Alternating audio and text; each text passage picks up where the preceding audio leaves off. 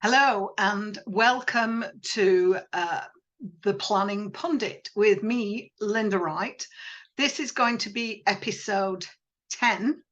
And if you look at the previous two episodes, you will see that I talked about Class MA and having to get full planning permission for external elevations. The last one, episode 9, I talked about the criteria, the conditions that you have to meet in order for your proposal to turn a use class E building into a residential flats using class MA of the GPDO and all of the hoops that you have to jump through. Now, I was conscious of the fact that I might have got ahead of myself a bit, really. So these three sort of 8, 9, and 10 form a little package. I thought I needed to explain to you, and I don't wish to insult anybody's intelligence, and I'm sure you all know a bit of this, and you think, oh, go on, Linda, give it up, we know this. Well, I thought I would explain to you, because over the last 2 or 3 years, there have been a lot of planning reforms, and I wanted to explain what Use Class E, the new-ish Use Class E is. So this came into being in 2020. Yes, I know we were in the midst of the pandemic and lockdown and everything else, and tears and God knows what else.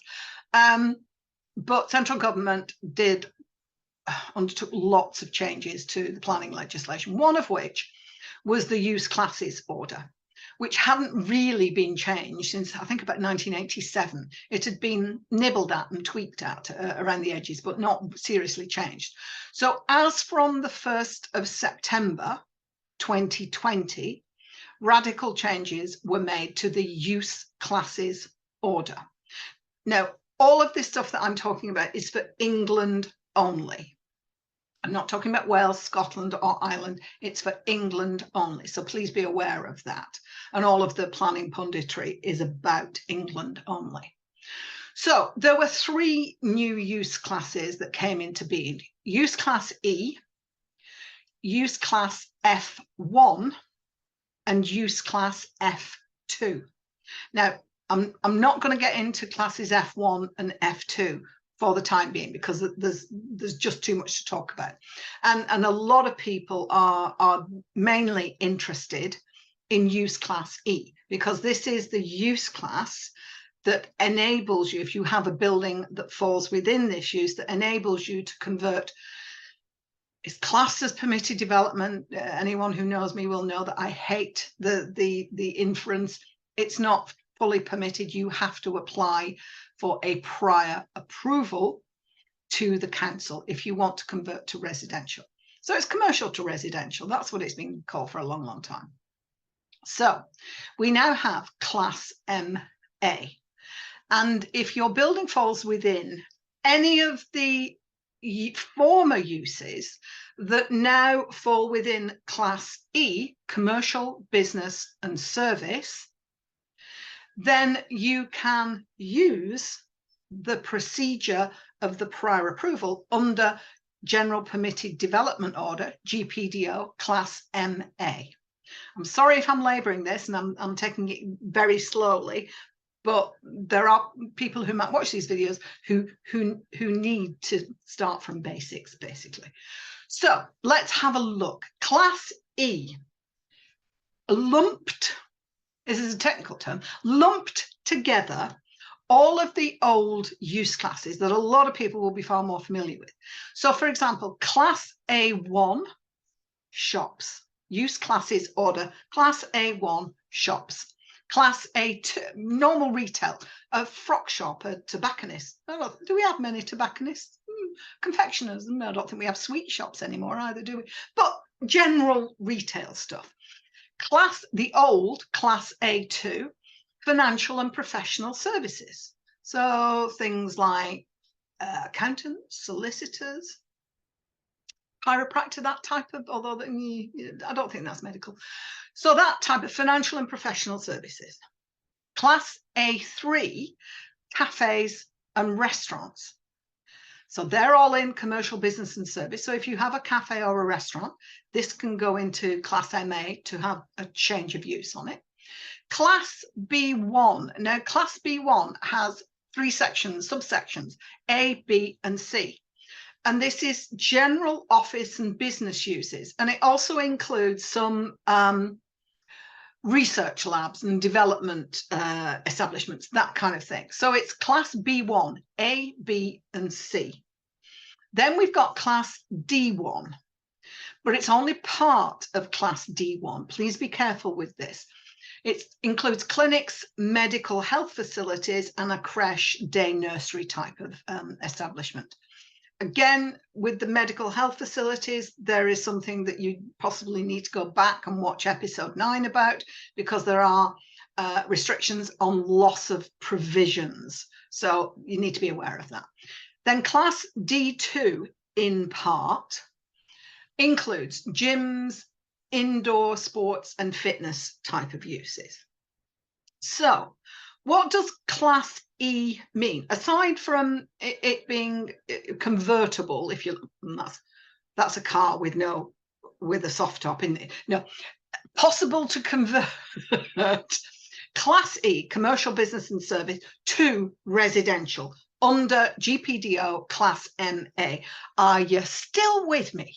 Right. Okay.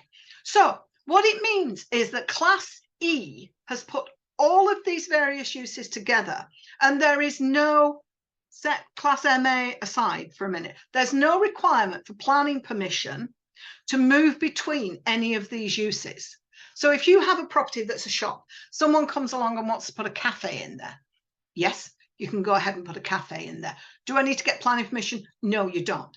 That sort of falls, it doesn't do well, and then somebody comes along and says, well, I'd like to start a yoga studio or a gym type of fitness thing.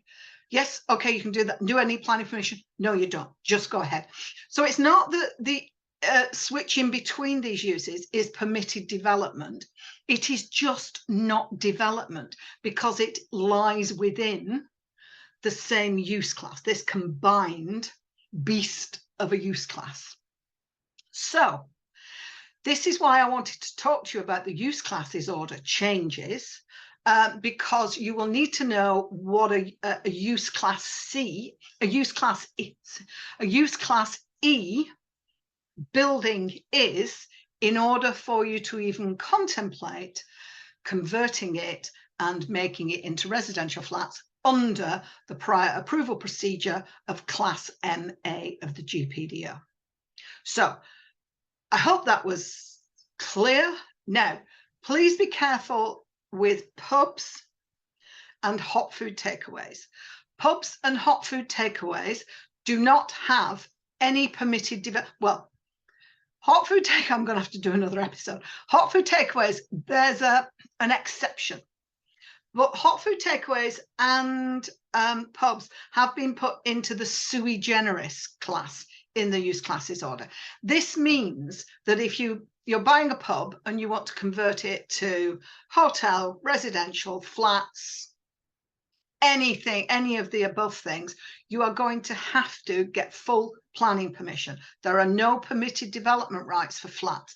There are some exceptions for hot food takeaways, but there are very specific criteria in there as well. And I'm writing a list now. I'm thinking I'm going to have to do another episode on that. So I'm going to leave this here. This is use class order Class E, commercial business and service. It is capable, subject to all the criteria of Class MA and all of the requirements, the size, location, all of these things. So just be aware of that. But if you now know what Class E is, you will be able to go along. If you're putting a paddle up at the auction and getting all excited, you will know what you are looking for if you want to convert something under Class MA and convert it to residential. So I do hope this was helpful. If you liked it, please like, share, subscribe, tell everybody about it. And this is me, Linda Wright, the Planning Pundit. I just talk about what's gone on the previous week, and it's nothing high level or highfalutin. It's just basic boots on the ground planning, and that's what I'm here. And hopefully these mad little videos do help you all. So that's me, Linda Wright, Planning Pundit. Thank you very much for being here with me, and I'll see you next time.